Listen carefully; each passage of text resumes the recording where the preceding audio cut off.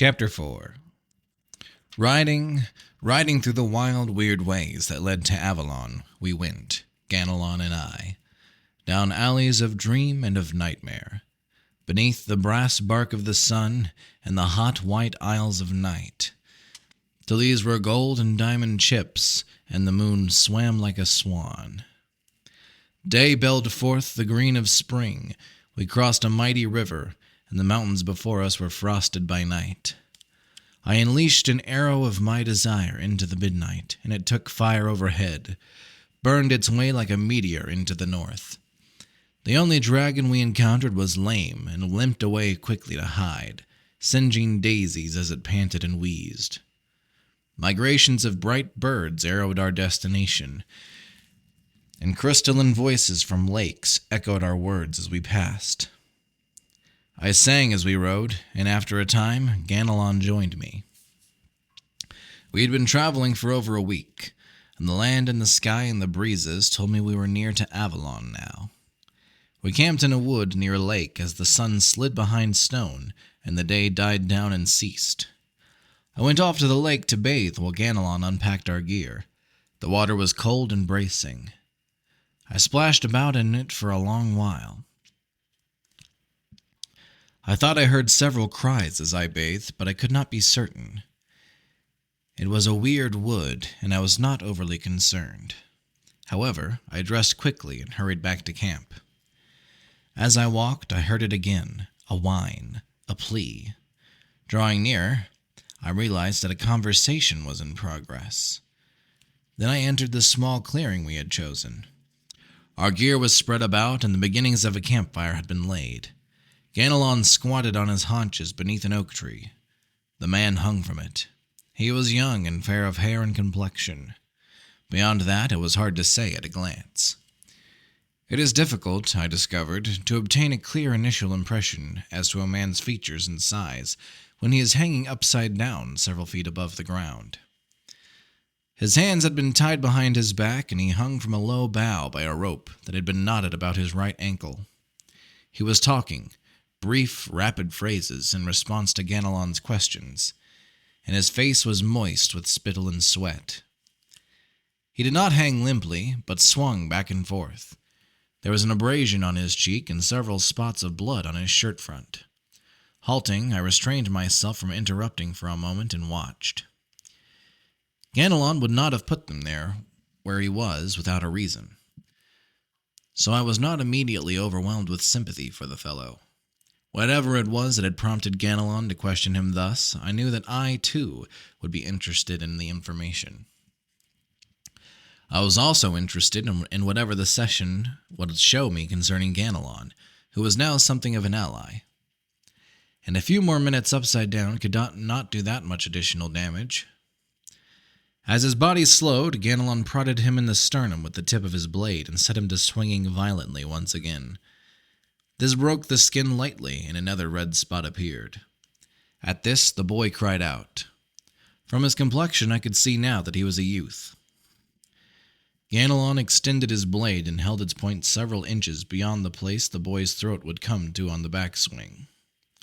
At the last moment, he snatched it back and chuckled as the boy writhed and cried out, "Please!" "The rest," said Ganelon. "Tell me everything." "That's all," said the other. "I know no more."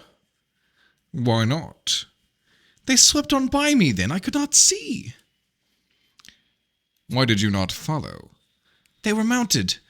I was on foot." "Why did you not follow on foot then?" "I was dazed." "Dazed? You were afraid. You deserted." "No." Ganelon held his blade forth, snapped it away again at the final moment. "No!" cried the youth. Ganelon moved the blade again. "Yes!" the boy screamed. "I was afraid." "And you fled then?" "Yes, I kept running. I've been fleeing ever since." "And you know nothing of how things went after that?" "No." "You lie." He moved the blade again. "No," said the boy. "Please." I stepped forward then. "Ganelon," I said. He glanced at me and grinned, lowering the blade.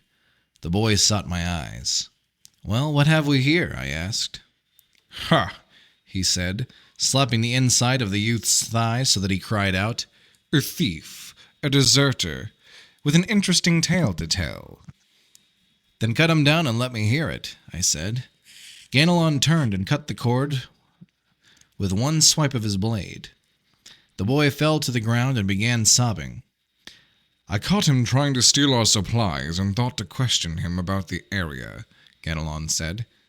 "He's come from Avalon, quickly." "What do you mean?" "He was a foot soldier in a battle that took place there 2 nights ago. He turned coward during the fighting and deserted." The youth began to mouth a denial, and Ganelon kicked him. "Silence," he said. "I'm telling it now, as you told me." The boy moved sideways like a crab and looked at me with wide, pleading eyes. "Battle? He was fighting," I asked. Ganelon smiled grimly. "It sounds somewhat familiar," he said. "The forces of Avalon were engaged in what seems to have been the largest, and perhaps final, of a long series of confrontations with beings not quite natural." "Oh?" I studied the boy, and his eyes dropped. But I saw the fear that was there before they fell. "Women," Ganelon said, "pale furies out of some hell, lovely and cold, armed and armored, long light hair, eyes like ice, mounted on white fire-breathing steeds that feed on human flesh. They came forth by night from a warren of caves in the mountains. An earthquake opened several years ago. They raided, taking young men back with them as captives, killing all others. Many appeared later as a soulless infantry, following their van. This sounds very like the men of the Circle we knew." "But many of those lived when they were freed," I said. "They did not seem soulless then, only somewhat as I once did, amnesiac." "It seems strange," I went on, "that they did not block off these caves during the day, since these riders came forth only at night." "The deserter tells me this was tried," said Ganelon, "and they always burst forth after a time, stronger than before." The boy was ashen, but he nodded when I looked toward him inquiringly. "Their general, whom he calls the Protector, routed them many times," Ganelon continued. "He even spent part of the night with their leader, a pale bitch named Lintra. Whether in dalliance or parley, I'm not quite certain. But nothing came of this. The raids continued and her forces grew stronger. The Protector finally decided to mass an all-out attack in hopes of destroying them utterly. It was during that battle that this one fled," he said, indicating the youth with a gesture of his blade. "Which is why we do not know the ending of this story." "Is that the way it was?" I asked him. The boy looked away from the weapon's point, met my eyes for a moment, and then nodded slowly. "Interesting," I said to Ganelon. "Very. I have a feeling their problem is linked to the one we just solved. I wish I knew how their fight turned out." Ganelon nodded, shifted his grip on his weapon. Well, if we're finished with him now," he said. "Hold. I presume he was trying to steal something to eat?" "Yes." "Free his hands. We'll feed him." "But he tried to steal from us." "Did you not say that you once killed a man for a pair of shoes?" "Yes, but that was different." "How so?" "I got away with it." I laughed. It broke me up completely, and I could not stop laughing. He looked irritated and then puzzled. Then he began laughing himself. The youth regarded us as if we were a pair of maniacs. All right, said Ganelon finally, and he stooped, turned the boy with a single push, and severed the cord that bound his wrists. "Come, lad," he said, "I'll fetch you something to eat." And he moved to our gear and opened several food parcels. The boy rose and limped slowly after him. He seized the food that was offered and began eating quickly and noisily, not taking his eyes off of Ganelon. His information, if true, presented me with several complications, the foremost being that it would probably be more difficult to obtain what I wanted in a war-ravaged land. It also lent weight to my fears as to the nature and extent of the disruption pattern. I helped Ganelon build a small fire. "How does this affect our plans?" he asked. I saw no real choice. All of the shadows near to what I desired would be similarly involved. I could lay my course for one which did not possess such involvement, but in reaching it, I would have achieved the wrong place. That which I desired would not be available there. If the forays of chaos kept occurring on my desire walk through shadow, then they were bound up with the nature of the desire and would have to be dealt with, one way or another, sooner or later. They could not be avoided. Such was the nature of the game, and I could not complain because I had laid down the rules. "We go on," I said. "It is the place of my desire." The youth let out a brief cry, and then, perhaps from some feeling of indebtedness for my having prevented Ganelon from poking holes in him, warned, "Do not go to Avalon, sir. There is nothing there that you could desire. You'll be slain." I smiled to him and thanked him. Ganelon chuckled then and said, "Let us take him back with us to stand a deserter's trial." At this, the youth scrambled to his feet and began running. Still laughing, Ganelon drew his dagger and cocked his arm to throw it. I struck his arm, and his cast went wide of its mark. The youth vanished within the wood, and Ganelon continued to laugh. He retrieved the dagger from where it had fallen and said, "You should have let me kill him, you know." I decided against it. He shrugged. "If he returns and cuts our throats tonight, you may find yourself feeling somewhat different." I should imagine, but he will not, and you know that. He shrugged again, skewering a piece of meat and warming it over the flames. "Well, war has taught him how to show a good pair of heels," he acknowledged. "Perhaps we will awaken in the morning." He took a bite and began to chew. It seemed like a good idea, and I fetched some for myself. Much later, I was awakened from a troubled sleep to stare at stars through a screen of leaves. Some omen-making portion of my mind had seized upon the youth and used us both badly. It was a long while before I could get back to sleep. In the morning, we kicked dirt over the ashes and rode on. We made it into the mountains that afternoon and passed through them the following day. There were occasional signs of recent passage on the trail we followed, but we encountered no one. The following day, we passed several farmhouses and cottages, not pausing at any of them.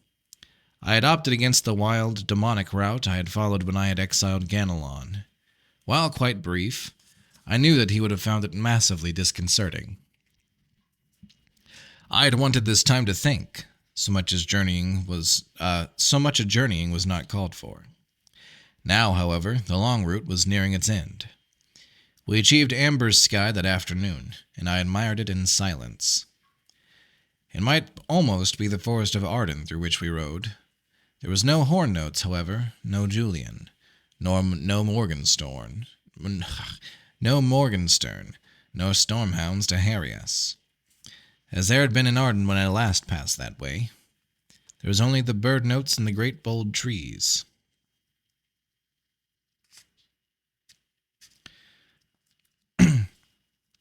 The complaint of a squirrel, the bark of a fox, and the splash of a waterfall. The whites and blues and pinks of flowers in the shade. The breezes of the afternoon were gentle and cool.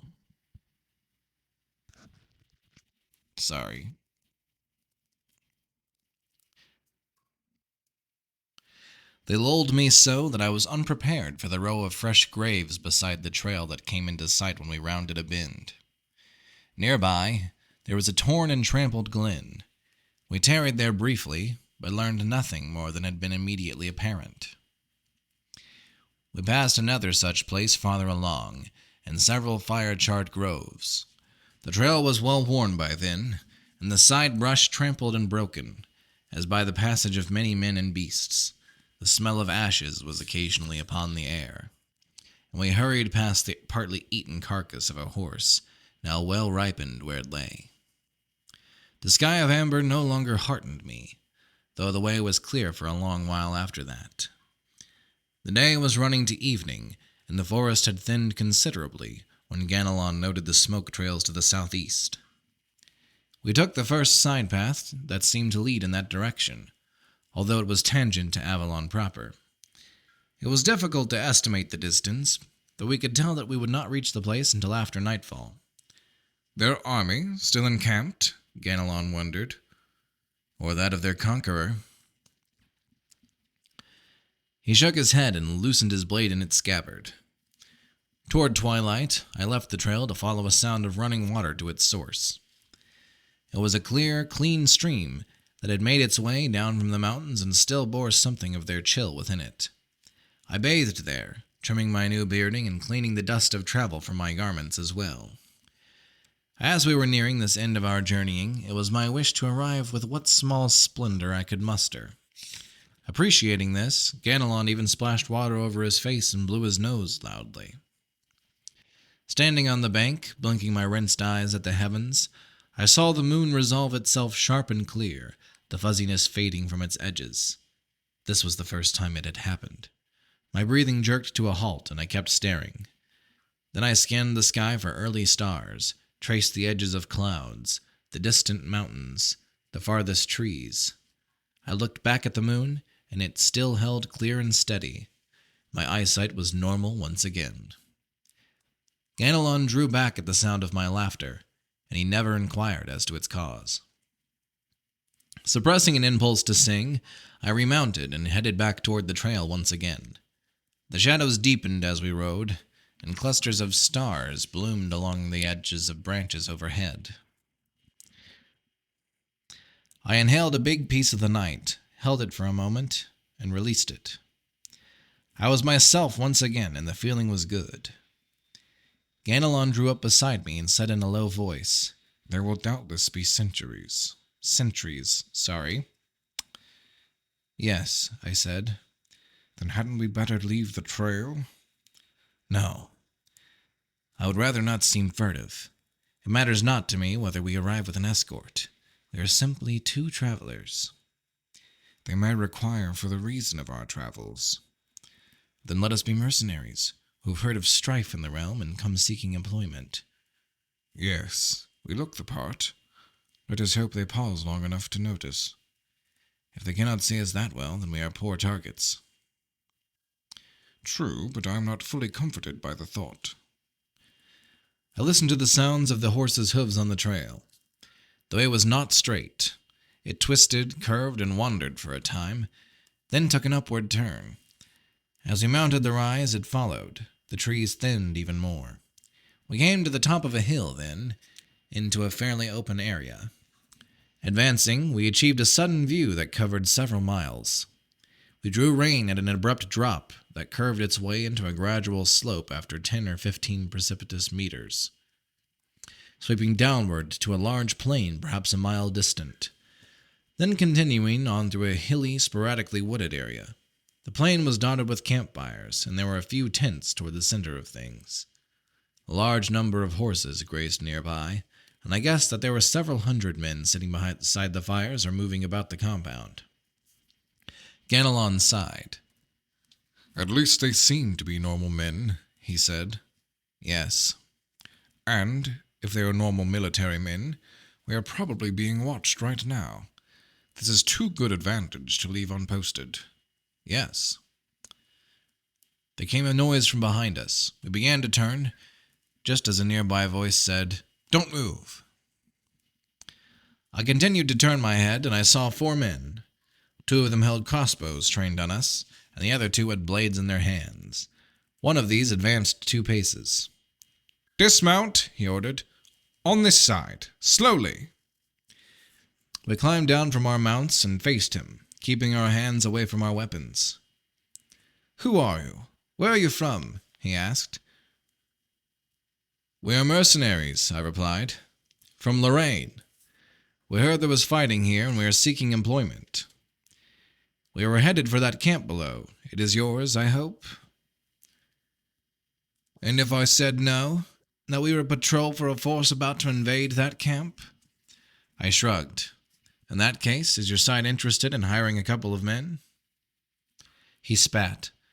The Protector has no need for your sort, he said. Then, from what direction do you ride? I've changed this guy's voice like 5 times. I'm sorry. Oh, goodness. Sorry, I'll try to not speak directly into the mic. I think I accidentally peaked it there.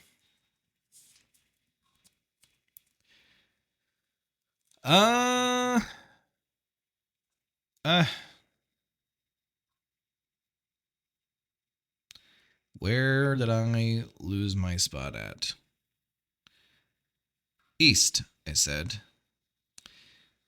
Did you meet with any difficulty recently? No, I said. Should we have? Hard to say, he decided. Remove your weapons. I'm going to send you down to the camp. They'll want to question you about anything you may have seen in the east, anything unusual. We've seen nothing unusual, I said. Whatever, they will probably feed you, though I doubt you'll be hired. You've come a bit late for the fighting. Remove your weapons now. He called 2 more men from within the trees while we unbuckled our sword belts. He instructed them to escort us below on foot. We were to lead our horses. The men took our weapons, and as we turned to go, our interrogator cried out, "Wait!" I turned back toward him. You, what's your name? He asked me. Corey, I said. Stand still. He approached, drawing very near. He stared at me for perhaps 10 seconds. What is the matter? I asked. Instead of replying, he fumbled with the pouch at his belt. He withdrew a handful of coins and held them close to his eyes. Damn, it's too dark, he said, and we can't make a light. For what? I said. Oh, it's not of any great importance, he told me. He struck me as familiar, though, and I kept trying to think why. He looked like the head had stamped on a few of our old coins. Some of them are still about. Doesn't he? He addressed the nearest bowman. The man lowered his crossbow and advanced. He squinted at me from a few paces distance. Yes, he said then. He does. What was it, the one we're thinking of? One of those old men, before my time. I don't remember. Me neither. Well, he shrugged. No importance. Go ahead, Corey. Answer the questions honestly, and you'll not be harmed. I turned away and left him there in the moonlight, gazing after me and scratching the top of his head. The men who guarded us were not the talkative sort, which was just as well. All the way down the hill, I wondered about the boy's story and the resolution of the conflict he had described. For I had achieved the physical analog of the world of my desire, and would now have to operate within the prevailing situations. The camp had the pleasant smell of man and beast, wood smoke, roasting meat, leather and oil, all intermingled in the firelight, where men talked, owned weapons, repaired gear, ate, gamed, slept, drank, and watched us as we led our mounts through their midst, escorted in the direction of a nearly central trio of tattered tents. A sphere of silence expanded about us as we went. We were halted before the second largest tent, and one of our guards spoke with a man who was pacing the area. The man shook his head several times and gestured in the direction of the largest tent. The exchange lasted for several minutes. Then our guard returned and spoke with the other guard, who waited at our left. Finally, our man nodded and approached me, while the other summoned a man from the nearest campfire. The officers are all at a meeting in the Protector's tent, he said. We're going to hobble your horses and put them to graze. Unstrap your things and set them there. You'll have to wait to see the captain. I nodded, and we set about unstowing our belongings and rubbing the horses down. I patted Star on the neck and watched a small man with a limp lead him and Ganelon's mount Firedrake off toward the other horses. We sat on our packs then and waited. One of the guards brought us some hot tea and accepted a pipeful of my tobacco, then moved to a spot somewhat to our rear. I watched the big tent, sipped my tea, and thought of Amber, and a small nightclub in the Rue de Charette-Pain in Brussels, on the shadow earth I had so long inhabited. Once I obtained the jeweler's rouge I needed from here, I'd be headed for Brussels to deal with the arms merchants of the gun bourse yet again. My order would be complicated and expensive, I realized, because some ammunition manufacturer would have to be persuaded to set up a special production line. I knew dealers on that earth other than Inter Armco, thanks to my itinerant military background in that place, and I estimated that it would only take a few months to get outfitted there. I began considering the details, and time passed quickly and pleasantly. After what was probably an hour and a half, the shadows stirred within the large tent. It was several minutes after that before the entrance flap was thrown aside and men began to emerge, talking among themselves, slowly, glancing back within. The last two tarried at the threshold, still talking with someone who remained inside. The rest of them passed into the other tents. The two at the entrance edged their way outside, still facing the interior. I could hear the sounds of their voices, although I could not make out what was being said. As they drifted further outside, the man with whom they were speaking moved also, and I caught a glimpse of him. The light was at his back, and the officers blocked most of my view, but I could see that he was thin and very tall. Our guards had not yet stirred, indicating to me that one of the two officers was the captain mentioned earlier. I continued to stare, willing them to move farther and grant me a better look at their superior. After a time, they did. A few moments later, he took a step forward. At first, I could not tell whether it was just a play of light and shadow, but no. He moved again, and I had a clear view for a moment. He was missing his right arm from a point just below the elbow. It was so heavily bandaged that I guessed the loss must have been quite recent. Then his large left hand made a downward sweeping gesture and hovered out a good distance from his body. The stump twitched at the same moment, and so did something at the back of my mind. His hair was long and straight and brown. I saw the way that his jaw jutted. He stepped outside then, and a breeze caught the cloak he wore and caused it to flare to his right. I saw that his shirt was yellow, his trousers brown. The cloak itself was a flame-like orange, and he caught its edge with an unnaturally rapid movement of his left hand and drew it back to cover his stump. I stood quickly, and his head snapped in my direction. Our gazes met, and neither of us moved for several heartbeats after that. The two officers turned and stared, and then he pushed them aside and was striding toward me. I heard Ganelon grunt and climb quickly to his feet. Our guards were also taken by surprise. He halted several paces before me, and his hazel eyes swept over me. He seldom smiled, but he managed a faint one this time. "Come with me," he said, and he turned back toward his tent. We followed him, leaving our gear where it lay. He dismissed the two officers with a glance, halted beside the tent's entrance, and motioned us in. He followed and let the flap fall behind him. My eyes took in his bedroll, a small table, benches, weapons, a campaign chest. There was an oil lamp on the table, as well as books, maps, a bottle, and some cups. Another lamp flickered atop the chest. He clasped my hand and smiled again. "Corwin," he said, "and still alive." "Benedict," I said, smiling myself, "and breathing yet. It has been devilish long." "Indeed. Who is our friend?" "His name is Ganelon." Ganelon," he said, nodding toward him but not offering to clasp hands. He moved to the table then and poured 3 cups of wine. He passed one to me, another to Ganelon, and raised the third for himself. "To your health, brother." "To yours." We drank. Then, "Be seated," he said, gesturing toward the nearest bench and seating himself on the table, "and welcome to Avalon." "Thank you, Protector." He grimaced. "The sobriquet is not unearned," he said flatly, continuing to study my face. "I wonder whether their earlier Protector could say the same." "It was not really this place," I said, "and I believe that he could." He shrugged. "Of course," he said. "Enough of that. Where have you been? What have you been doing? And why have you come here? Tell me of yourself. It has been too long. I nodded. It was unfortunate, but family etiquette, as well as the balance of power, required that I answer his questions before asking any of my own. He was my elder, and I had, albeit unknowing, intruded in his sphere of influence.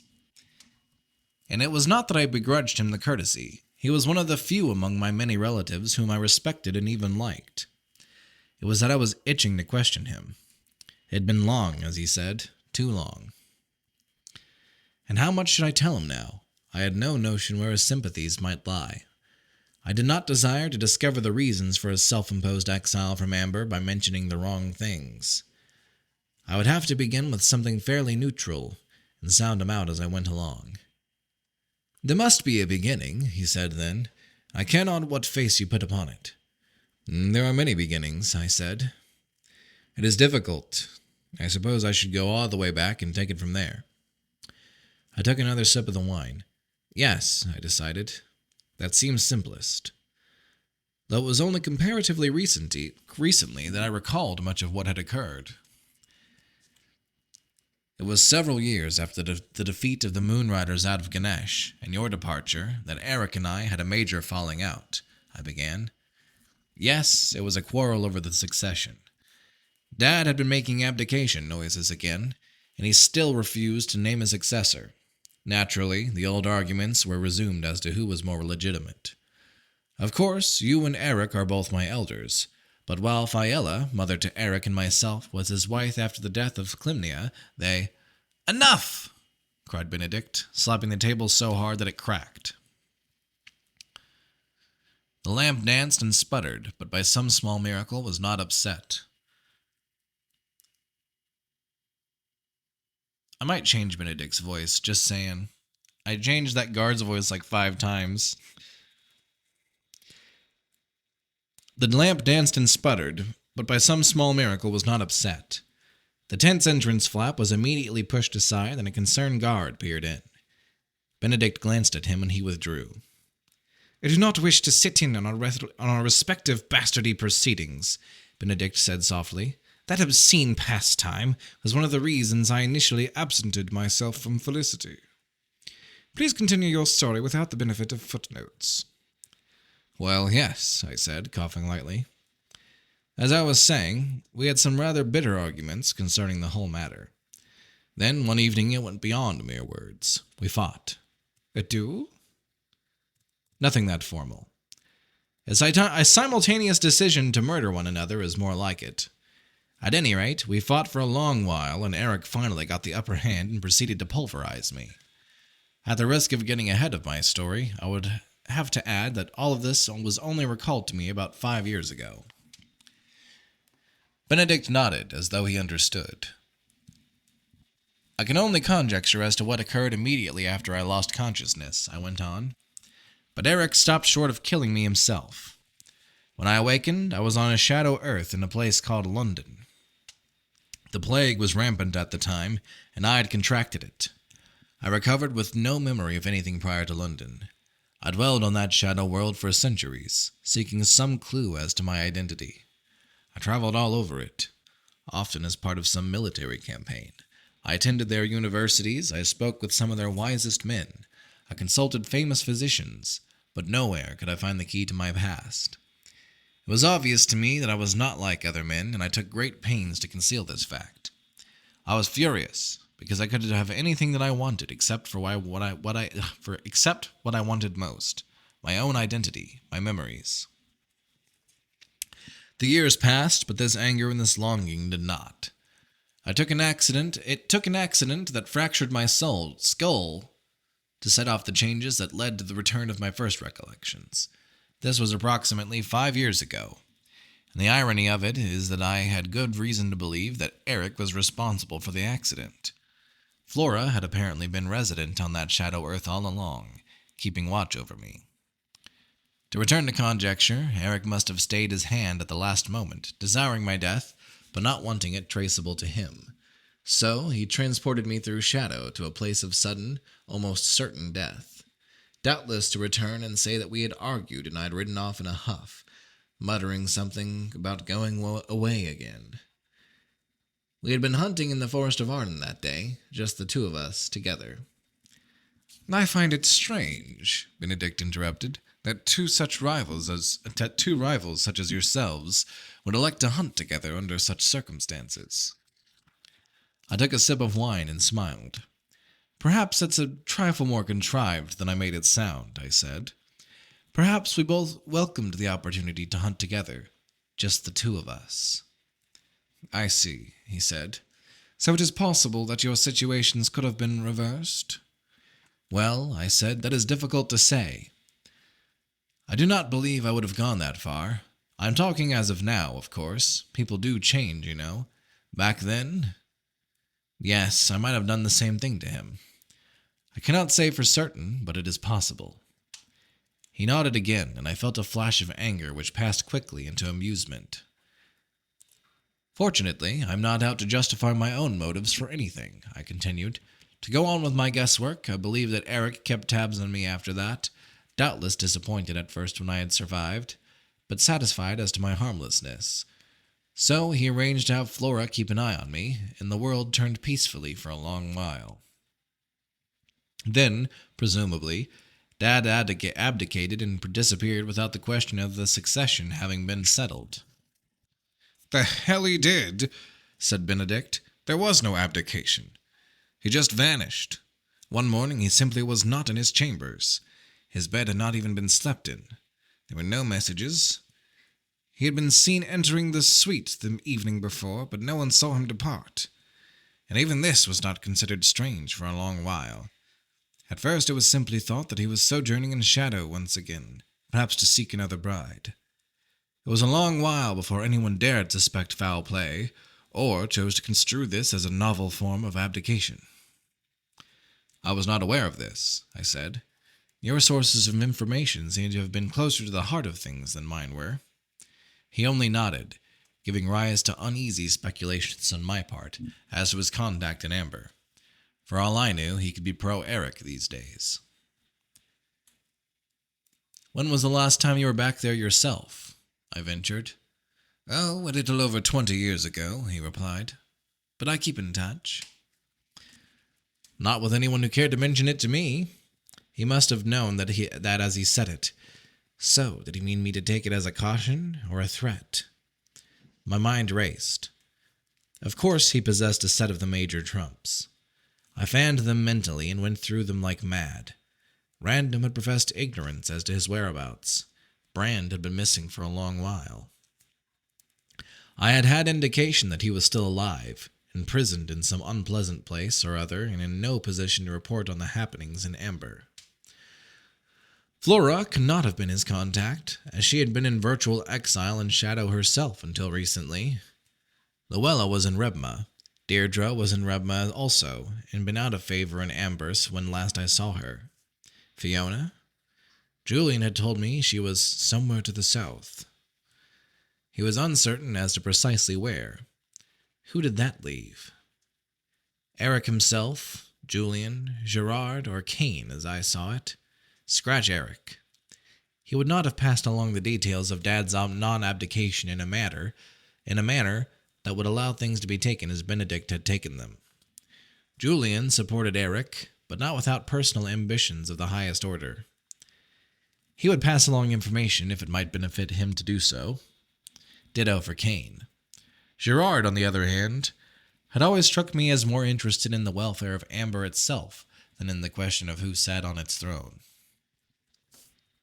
He was not over fond of Eric, though, and had once been willing to support either Blaze or myself over him.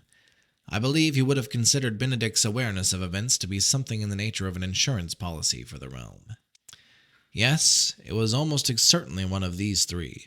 Julian hated me. Kane neither liked or disliked me especially, and Gerard and I shared fond memories that went all the way back to my childhood. I would have to find out who it was, quickly, and he was not yet ready to tell me, of course, knowing nothing of my present motives. A liaison with Amber could be used to hurt me or benefit me in short order, depending upon his desire and the person on the other end. It was therefore both sword and shield to him, and I was somewhat hurt that he had chosen to display these accoutrements so quickly. I chose to take it that his recent injury had served to make him abnormally wary, for I had certainly never given him a cause for distress. Still, this caused me to feel abnormally wary also. A sad thing to know when meeting one's... What the fuck is wrong with me, dude? A sad thing to know when meeting one's brother again for the first time in many years. It is interesting, I said, swirling the cup... Bruh! It is interesting, I said, swirling the wine within my cup. In this light, then, it appears that everyone may have acted prematurely. Not everyone, he said. I felt my face redden. Your pardon, I said. He nodded curtly. Please continue your telling. Well, to continue my chain of assumptions, I said. When Eric decided that the throne had been vacant long enough, and the time had come to make his move, he must also have decided that my amnesia was not sufficient, and that it would be better to see my claim quitted entirely. At this time, he arranged for me to have an accident off on that shadow Earth. An accident which should have proven fatal, but did not. How do you know this? How much of it is guesswork? Flora as much as admitted it to me, including her own complicity in the thing, when I questioned her later. Very interesting. Go on. The bash in my head provided what even Sigmund Freud had not been able to obtain for me earlier. I said, there returned to me small recollections that grew stronger and stronger, especially after I encountered Flora and was exposed to all manner of things that stimulated my memory. I was able to convince her that it had fully returned, so her speech was open as to people and things. Then Random showed up, fleeing from something. Alright, sorry about that. I had to go do something. I believe I was around here. Fleeing from what? Why? I changed his voice yet again, I believe. Hold on. I don't know. Is this a better position? I don't know. Fleeing from what? Why?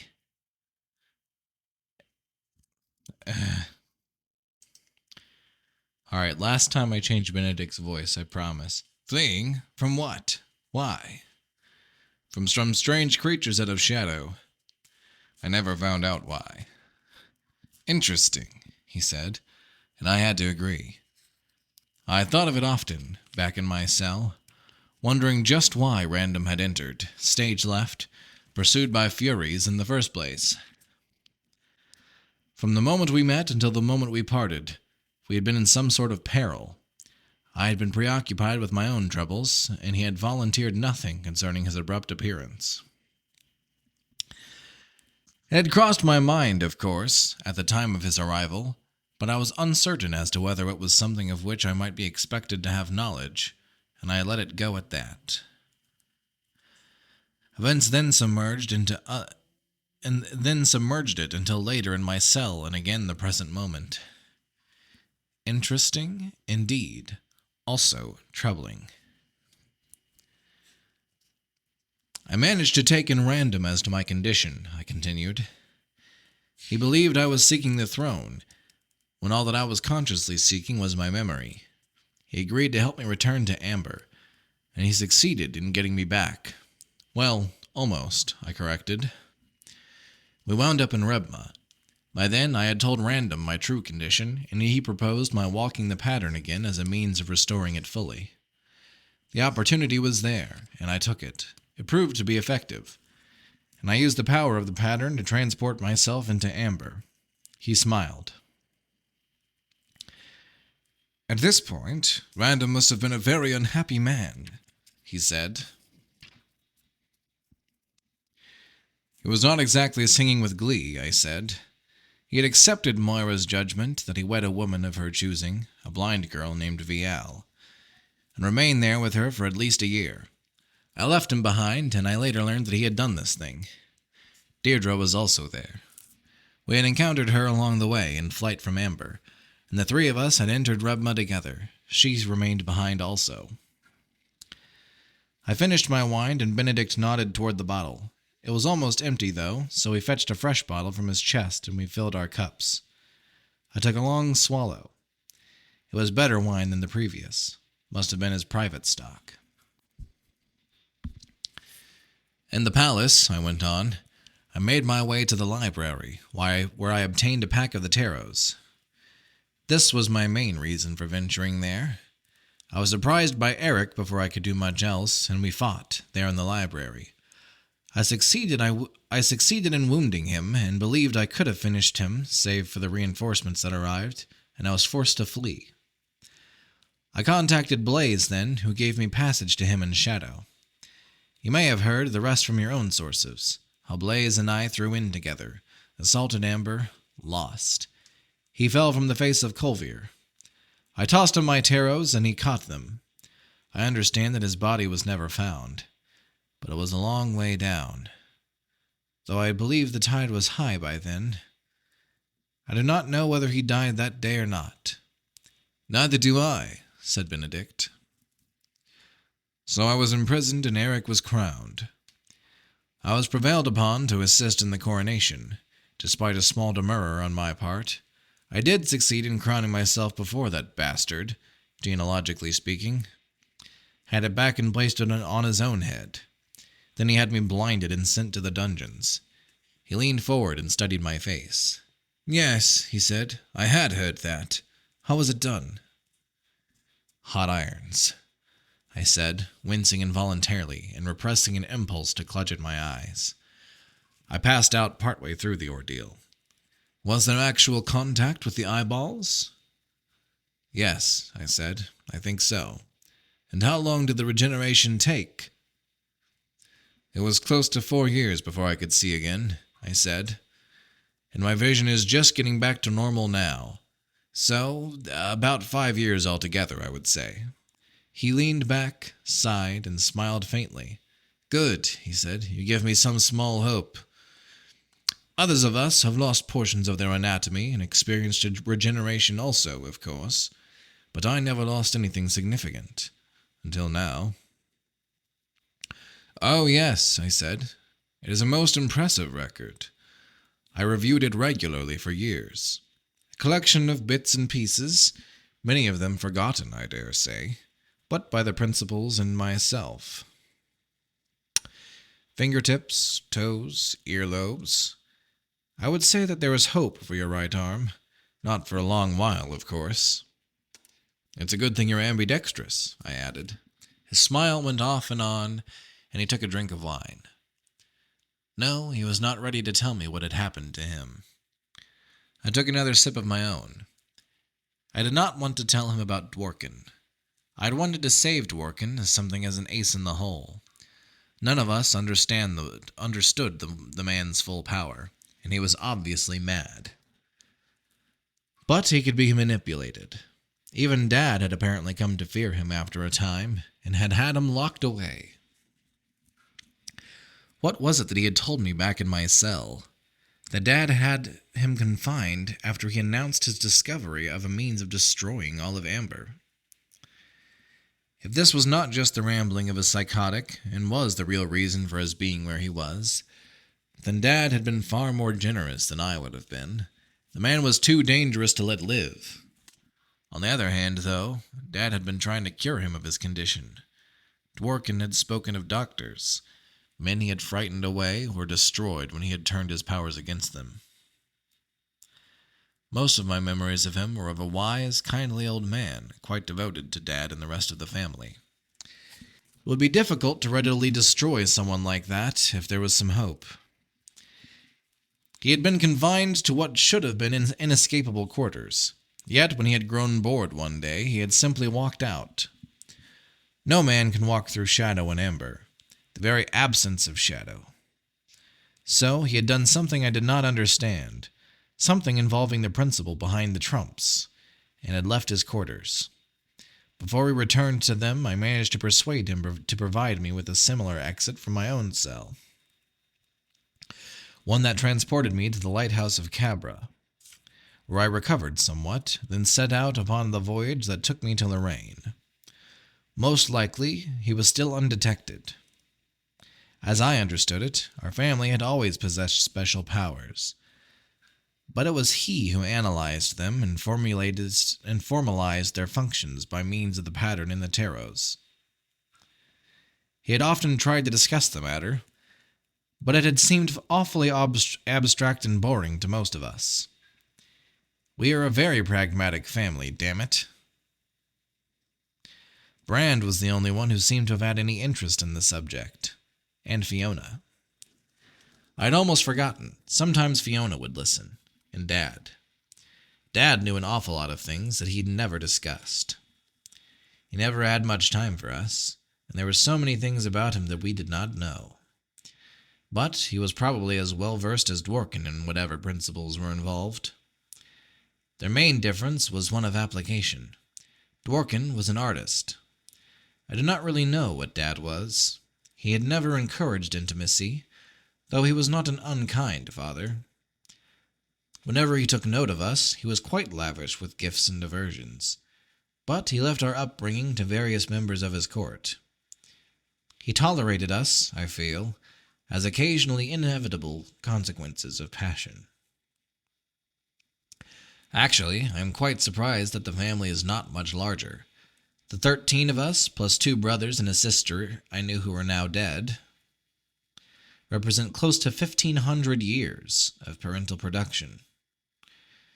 There had been a few others also, of whom I had heard long before us, who had not survived. Not a tremendous batting average for so lusty a liege, but then none of us had proved excessively fertile either. As soon as we were able to fend for ourselves and walk in shadow, Dad had encouraged us to do so. To find places where we would be happy and settle there. This was my connection with the Avalon, which is no more. So far as I knew, Dad's own origins were known only to himself. I had never encountered anyone whose memory stretched back to a time when there had been no Oberon. Strange. Not to know where one's own father comes from, when one has had centuries in which to exercise one's curiosity? Yes. But he was secretive, powerful, shrewd, traits we all possess to some degree. He wanted us well situated and satisfied, I feel, but never so endowed as to present a threat to his own reign.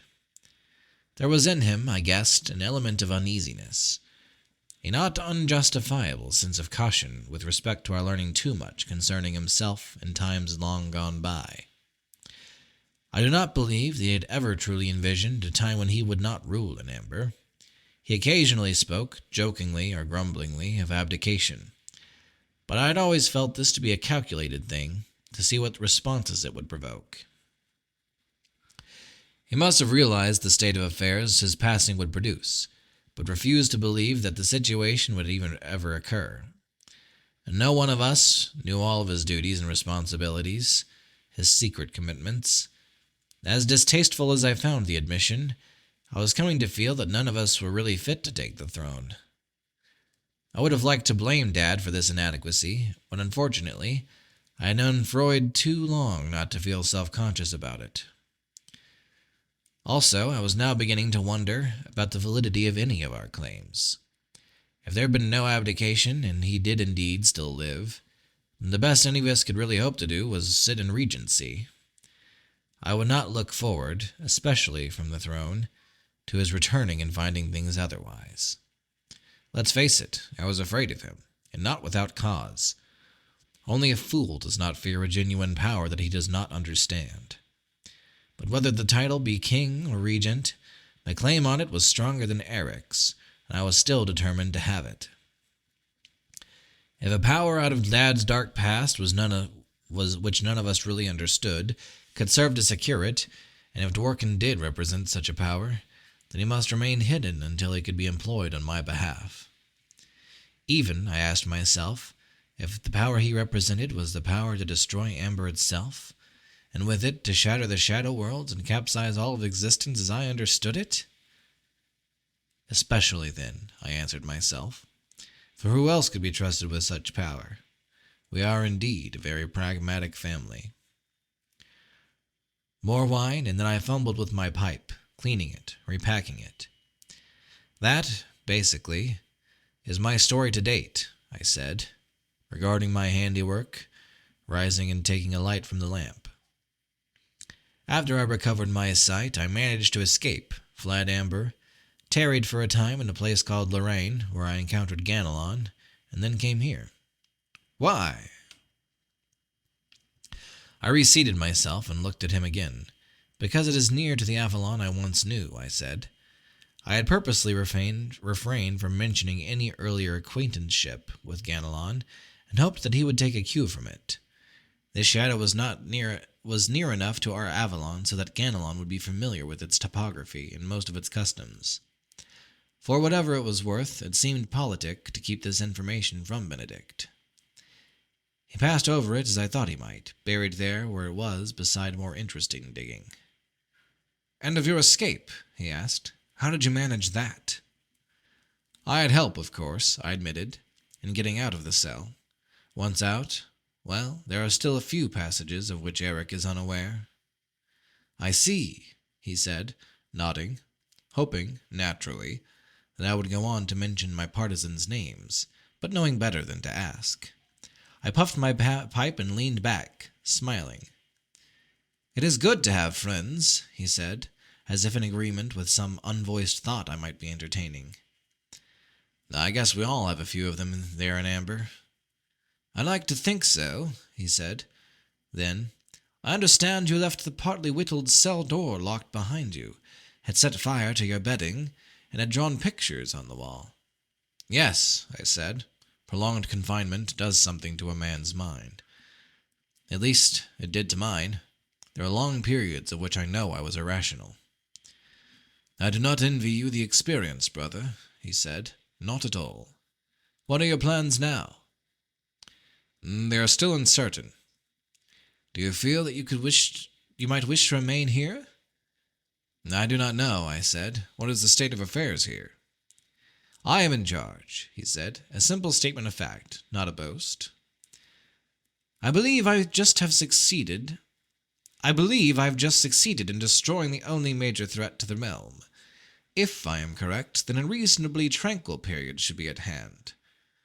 The price was high," he glanced at what remained of his arm, "but will have been worth it. As shall be seen before very long, when things have returned to normal."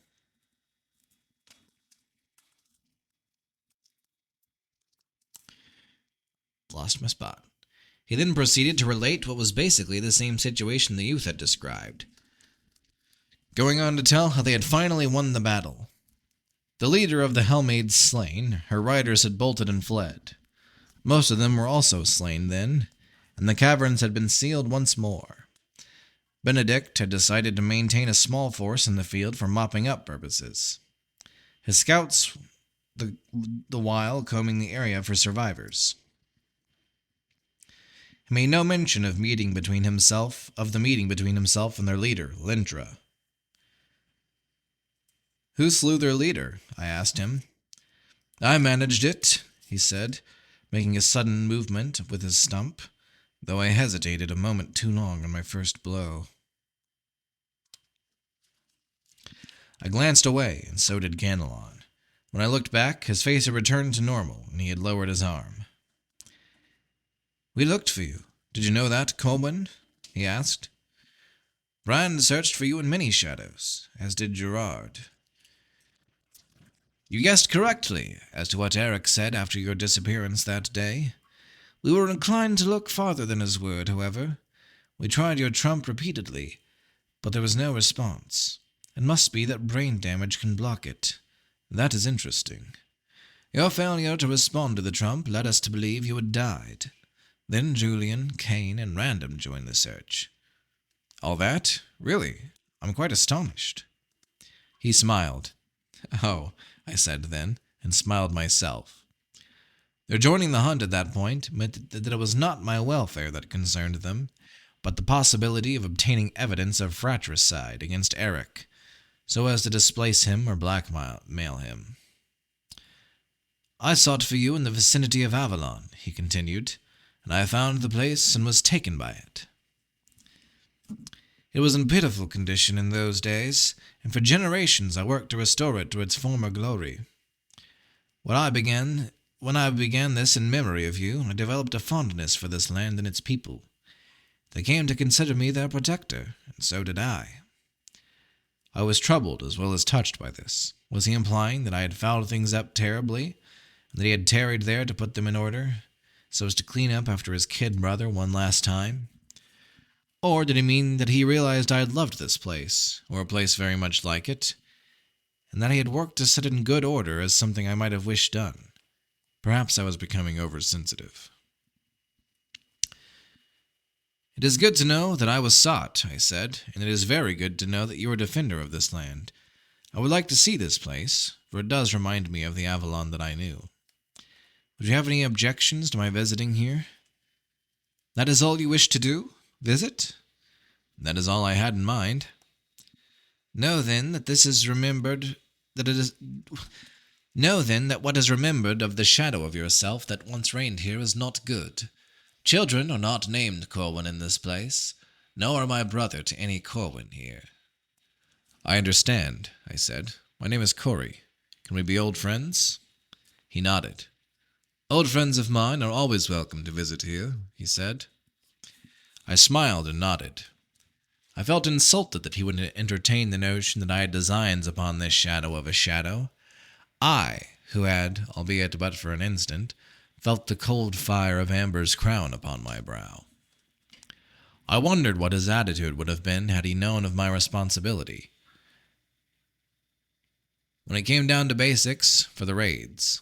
For that matter, I suppose, I was also responsible for the loss of his arm.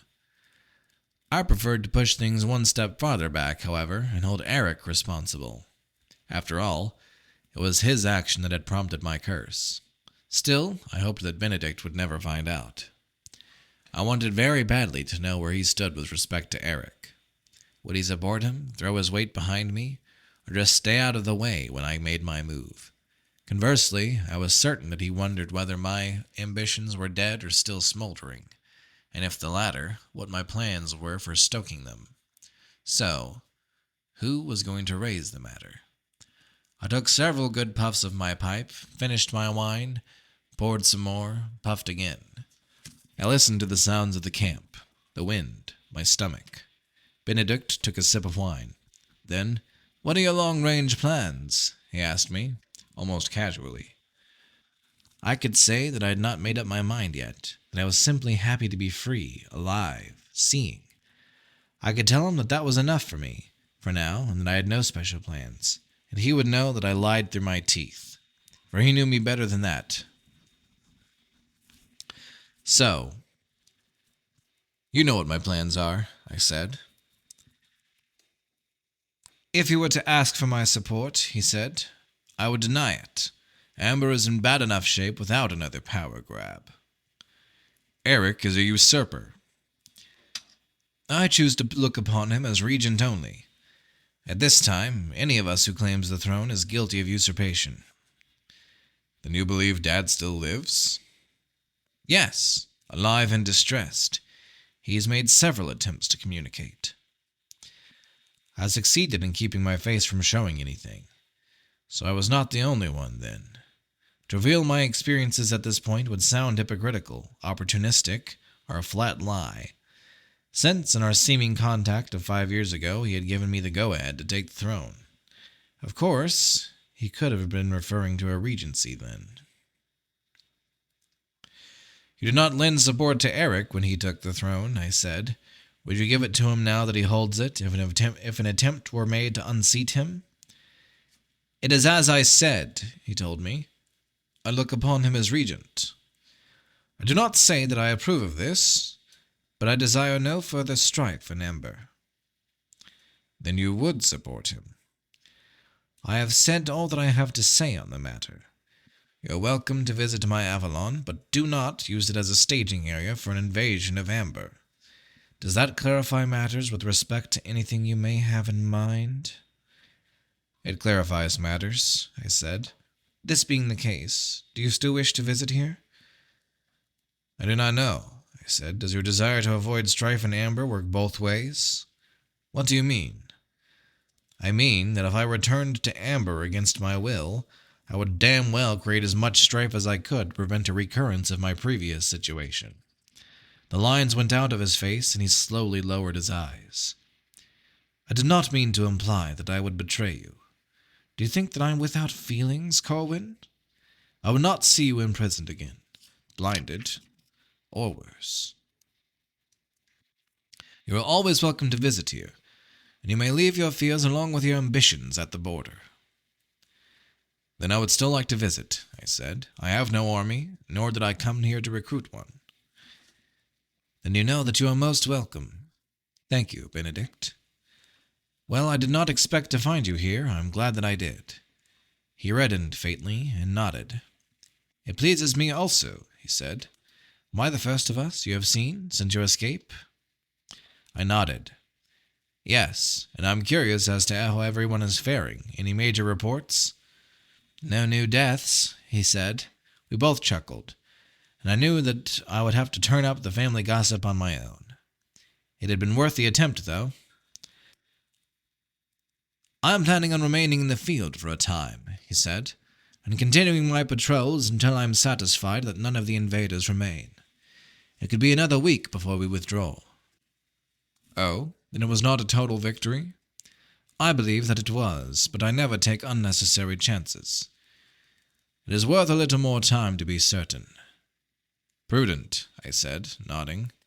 So, unless you have a strong desire to remain here in camp, I see no reason why you should not proceed on toward town and get near the center of things. I maintain several residences about Avalon. I have in mind for your use a small manor house that I have found pleasant. It is not far from town. I will look forward to seeing it. I'll provide you with a map and a letter to my steward in the morning. Thank you, Benedict. I will join you there as soon as I have finished here, he said, and in the meantime I have messengers passing that way daily. I will keep in touch with you through them. Very good. Then find yourselves a comfortable piece of ground, he said. You'll not miss the breakfast call, I'm sure. I seldom do, I said. Is it all right if we sleep at that spot where we left our gear? Certainly, he said, and we finished the wine. As we left his tent, I seized the flap up high when I opened it, and was able to squeeze it several inches to the side when I cast it before me. Benedict bade us good night, and turned away as he let it fall, not noticing the gap of several inches that I had created along its one side. I made my bed up a good distance to the right of our equipment, facing in the direction of Benedict's tent, and I moved the gear itself as I rummaged through it. Ganelon shot me a quizzical look, but I simply nodded, and made a movement with my eyes toward the tent. He glanced that way, returned the nod, and proceeded to spread his own blankets farther to the right. I measured it with my eyes, walked over, and said, You know, I'd much rather sleep here. Would you mind switching with me? I added a wink for emphasis. Makes no difference to me, he said, shrugging. The campfires had died, or were dying, and most of the company had turned in. The guard only paid us heed a couple of times around. The camp was very quiet, and there were no clouds to obscure the brilliance of the stars. I was tired, and the smells of the smoke and the damp earth came pleasantly to my nostrils, reminding me of other times in places such as this, and the rest at the day's end. Instead of closing my eyes, however, I fetched my pack and propped my back against it, filled my pipe, and struck it to life. I adjusted my position twice as he paced within the tent. Once he vanished from my field of vision and remained hidden for several moments. But the far light moved then, and I knew that he had opened the chest. When he had come into sight once more and cleared the table, dropped back for an instant, returned and reseated himself in his earlier position, I moved so that I could keep sight of his left arm. He was paging through a book, or sorting something of about that size. Cards, maybe? Naturally. I would have given a lot for a glimpse at the tarot that he finally settled upon and held before him. I would have given a lot to have Grey Swan Deer beneath my hand, in case another person suddenly came into the tent by means other than the entrance through which I spied. My palms and the soles of my feet tingled in anticipation of flight or combat, but he remained alone. He sat there, unmoving, for perhaps a quarter of an hour, and when he finally stirred, it was only to replace the cards somewhere in his chest and to extinguish the lamps. The guard continued on his monotonous rounds, and Ganelon began to snore. I emptied my pipe and rolled over onto my side. Tomorrow, I told myself, if I wake up here tomorrow, everything will be all right. All right, we'll call it there. I would read more, but my voice is super tired. Also, I feel like I have been having trouble with reading today. I kept getting mixed up. I kept on, my eyes keep jumping ahead. It's super annoying.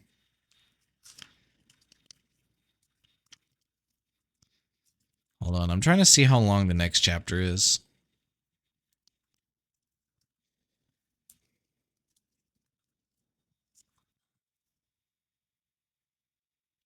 About 15 pages, it looks like.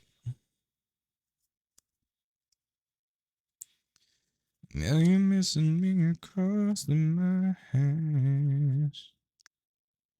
And the one after that is about 20 pages.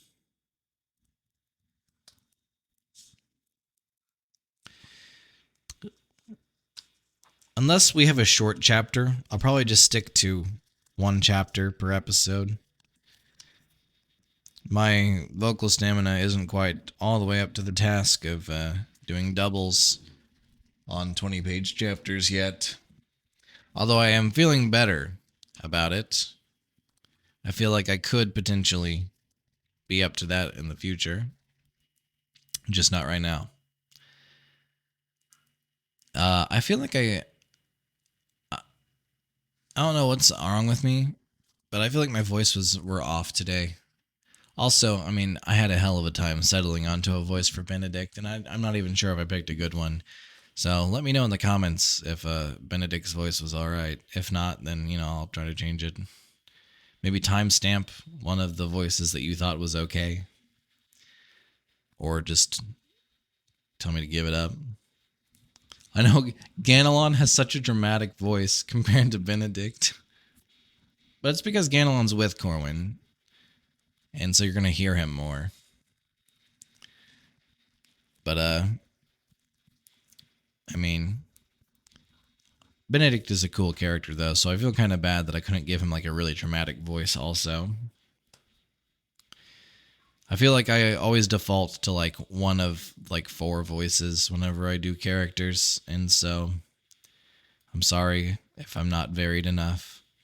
Although, I mean, a lot of other audiobooks that I've listened to also tends to only have a couple of voices that the guy does, and he just sticks with those. So maybe I'm not terrible after all. Anyhow, I think I'll cut it off here. So I'll see you guys next time, and I hope you've been enjoying Guns of Avalon so far.